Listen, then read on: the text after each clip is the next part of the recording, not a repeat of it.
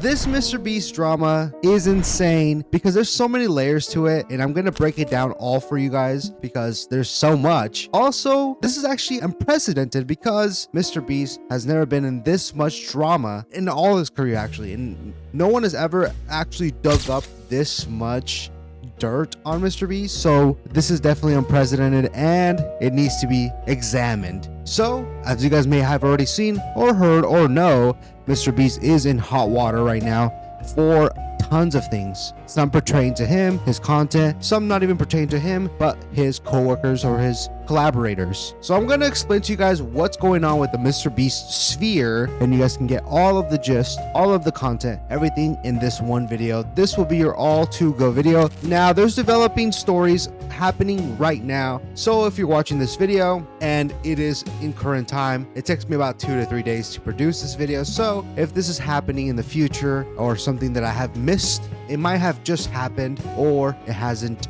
hit my storyline just yet. So please bear that in mind. But I'm going to keep you guys up to date as of what's going on as of right now, which is today is August 1st. Let's go ahead and get into it. Chapter 1, Ava Kris Tyson.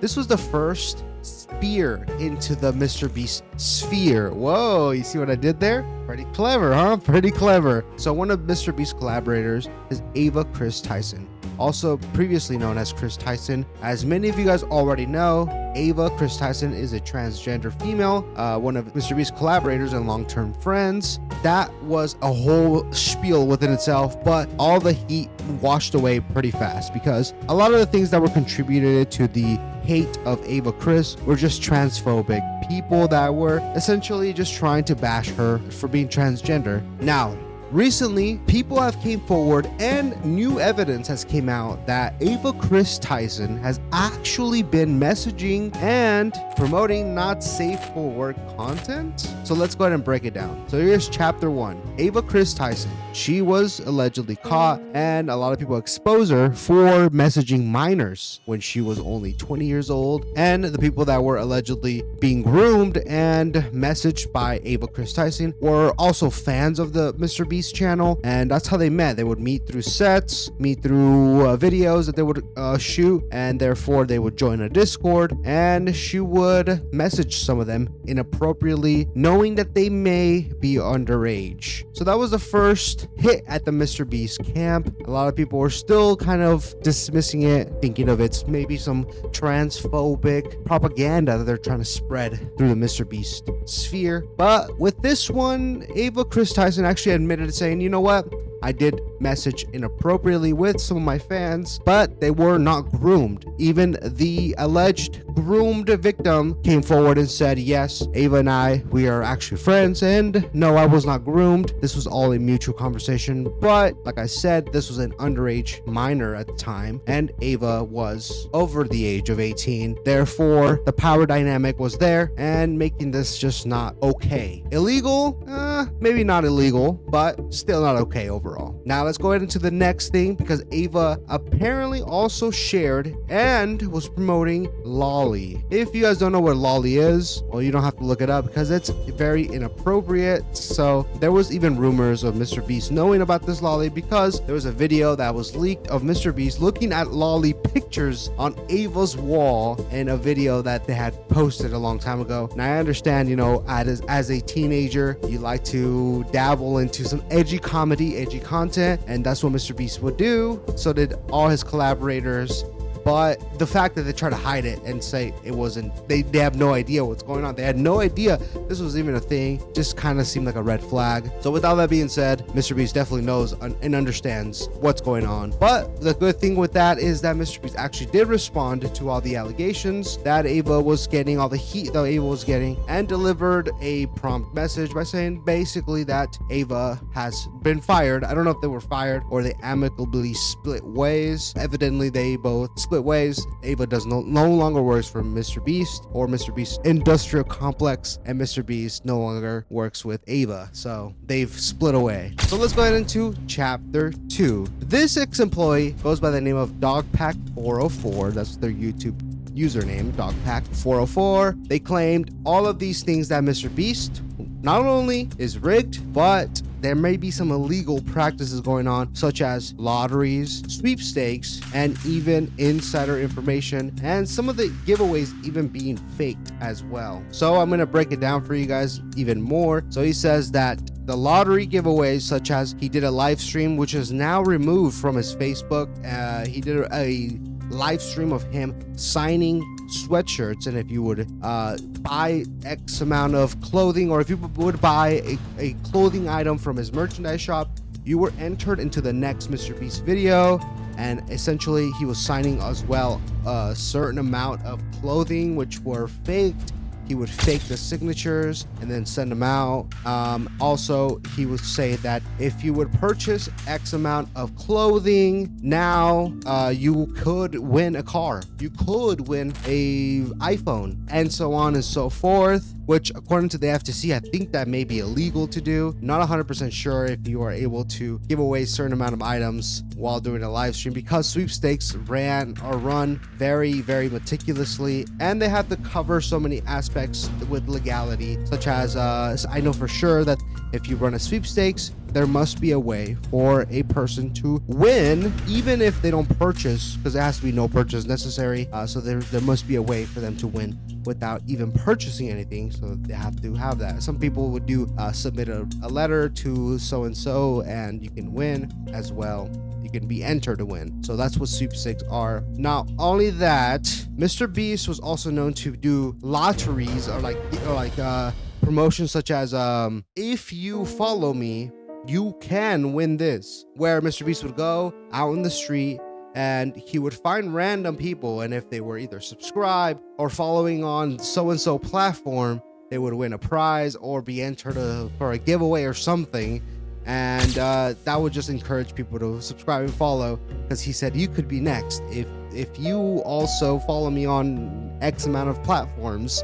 You can be the next winner of $1,000 or an iPhone or something like that, where most of these people were paid actors and were actually in it when this giveaway was happening. There was this one guy by the name of Chucky, which is MrBeast's like thumbnail designer, or like logistics and like thumbnails or video analytics or something like that, where he goes and tries to debunk a lot of Dogpack's claims. One of the claims that Dogpack said was like the raccoon is a paid actor, because in one of the videos, if you guys remember, I think it was the $1 hotel versus the $1 million or $10 million hotel, there's a raccoon that randomly appears in one of their lower payment hotel rooms, where it's supposed to be a random raccoon, right?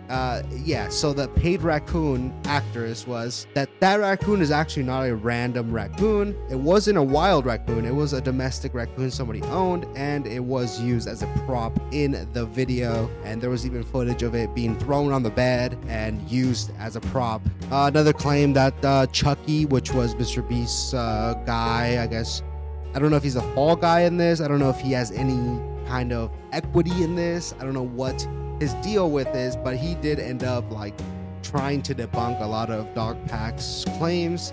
He said that the train was CGI. That's what Dogpack said. The train was CGI. And a lot of the pit video, where the train versus the pit or whatever, I think that's what it was called. A lot of it was CGI, and a lot of the backlash in that video was that there was too much CGI. But they go into extremes as to saying that none of their videos are fake. Nothing they do is fake. Everything they do is legitimate and real. They go to the extreme to prove that. And even though a lot of the stuff that they do is fake.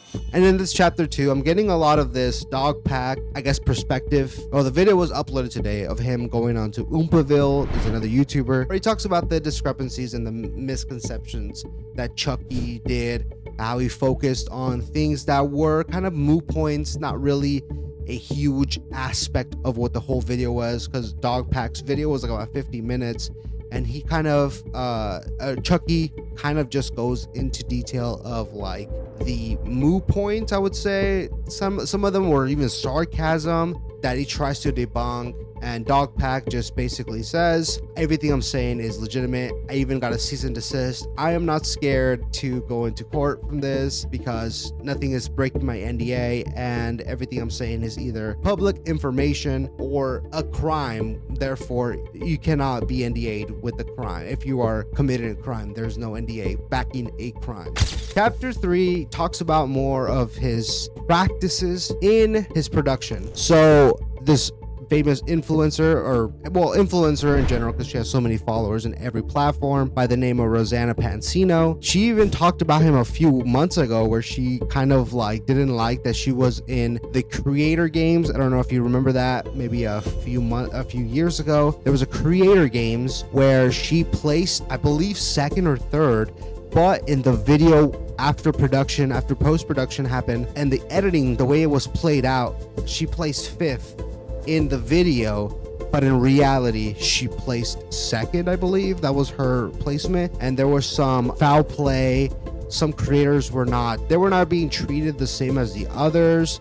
There was like even some players being out of bounds but still being able to come back. She then retracted her statement about the unfairness in the MrBeast industrial complex, and then now she is back because she's talking about the people that are talking to her about all of the unsafe practices at Beast Games. If you're not aware what's going on with the Beast Games, MrBeast signed a multi-million-dollar deal with Amazon Prime to shoot a, what I'm guessing to be this just huge, humongous giveaway, like a MrBeast video, but 10 times or 50 times more, where he normally gives away, let's say 100,000. He's giving away so much more money, and obviously funded by Amazon Prime. Now, with all that being said, production's being held as of now. So right now there's someone out there sleeping on the ground, sleeping on a cot, trying to win X amount of money on a MrBeast Games. And apparently there are so many contestants out speaking against the practices, such as harmful working environments, no medical, no water, no food on sets when they're having to do all of this thing. Also, lack of medical assistance is a big one, because there's so many people coming out talking about how they've been injured during a shoot, and you know, it takes a long time for them to get any kind of medical assistance.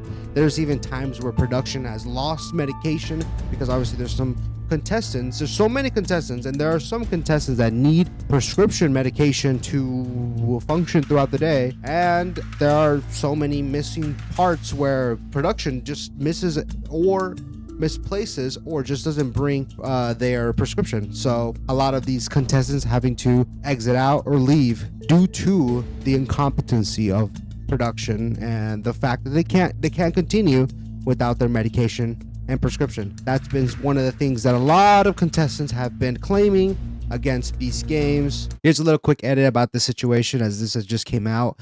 New York Times actually wrote an article about the Beast Games, and in there it details so much more that went on behind the scenes, and all these contestants that are being eliminated are coming out and doing testimonials about their experience. And also MrBeast himself claims that what's going on, it's just such a big production that logistically it's almost impossible to have all of these, like, have mishaps happen, obviously. So they're claiming that, for one, they were not having proper hygiene, I guess. Some people were instructed to bring underwear, and some people are claiming that they didn't get their change of underwear. Females, you know, having menstrual cycles and needing a change of underwear, which wasn't provided in a timely manner.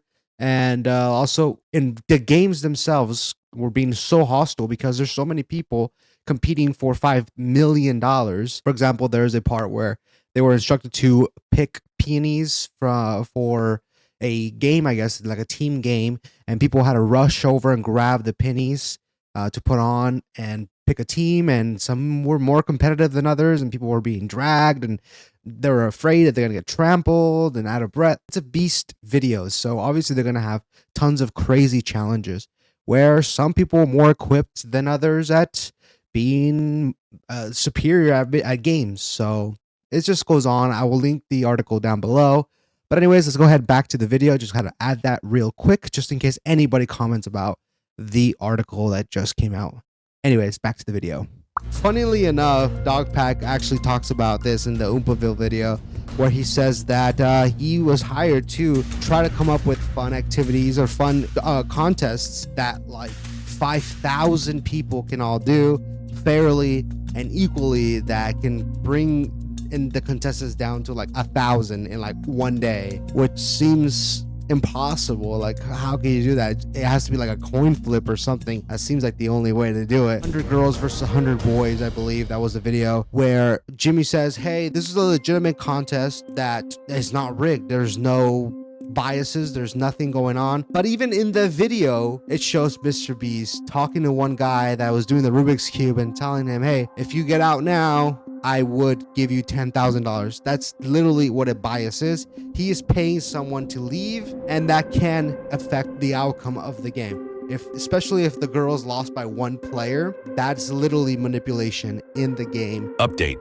Without acknowledging the recent controversy, MrBeast released a new video on August 4th titled, Survive 100 Days in Nuclear Bunker, Win $500,000, which is a normal MrBeast video. However, it has received significant backlash, evident in the increasing number of dislikes and negative comments. Additionally, MrBeast's team is actively deleting comments related to the ongoing controversy. But anyways, that's been the update as of now. I'll keep you guys updated if anything crazy happens. Like I said, this is just within the past few days what's been going on with MrBeast. But with all that being said, thanks for watching this video. I'll keep you guys updated with MrBeast, and I'll see you guys on the next one. Peace out.